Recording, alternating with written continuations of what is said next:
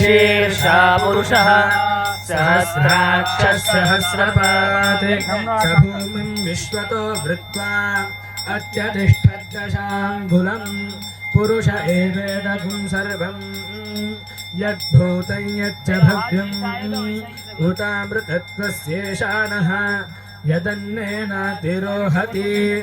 एतावानस्य महिमा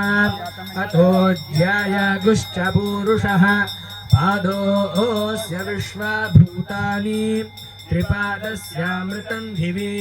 त्रिपादूर्ध्व उदयेत् पुरुषः पादोऽस्येह भवात् पुनः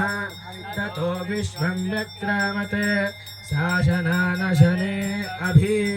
तस्मात् विराडजायत विराजो अधिपुरुषः स जातो अत्यरिच्यत पश्चात् भूमिमथो पुरः यत्पुरुषेण हविषा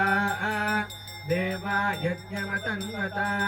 वसन्तो अस्यासीदाज्यम् ग्रीष्म इध्मः शरद्भविः सप्तास्यासन् परिधयः त्रिसप्त समिधः कृताः देवा यज्ञं तन्वानाः अबध्नन् पुरुषं पशुं तं यज्ञं बर्हिषि प्रोक्षन् पुरुषं जातमग्रतः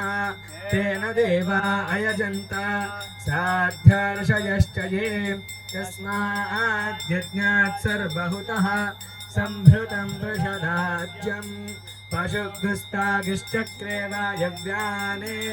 आरण्यान् ग्राम्याश्च ये तस्मात् यज्ञात् सर्वहुतः ऋचः सामानि जज्ञिरे छन्दागुंसि जज्ञिरे तस्मात् यजुस्तस्मादजायत तस्मादश्वा अजायन्त एके चोभयादतः तस्मात् अजावयः यत्पुरुषं व्यदधुः कतिधा व्यकल्पयन् मुखं किमस्य कौ बाहु काभूरूपादा उच्येते ब्राह्मणोऽस्य मुखम्